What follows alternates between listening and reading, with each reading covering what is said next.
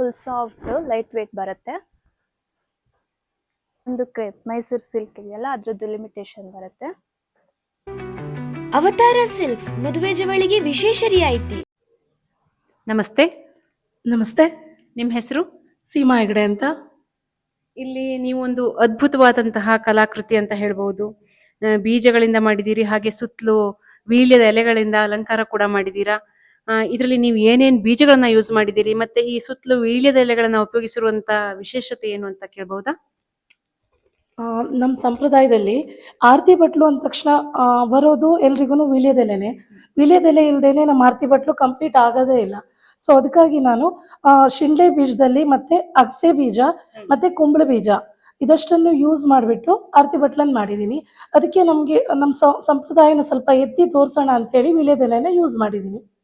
ಇಲ್ಲಿ ಮಧ್ಯದಲ್ಲೆಲ್ಲ ಕುಂದನ್ಗಳನ್ನ ಸ್ವಲ್ಪ ಇನ್ನ ಗೆಟಪ್ ಕಾಣಲಿ ಅಂತೇಳಿ ಕುಂದನ ಯೂಸ್ ಮಾಡಿದ್ದೀನಿ. ತುಂಬಾ ಚೆನ್ನಾಗಿದೆ. Thank you. ಸಾರಿಯನ್ನ ವೇರ್ ಮಾಡಿಸ್ಬೇಕಾ ಅಥವಾ ಸಾರಿಯನ್ನ ಮಡಿಕೆ ಮಾಡಿಕೊಡ್ಬೇಕಾ?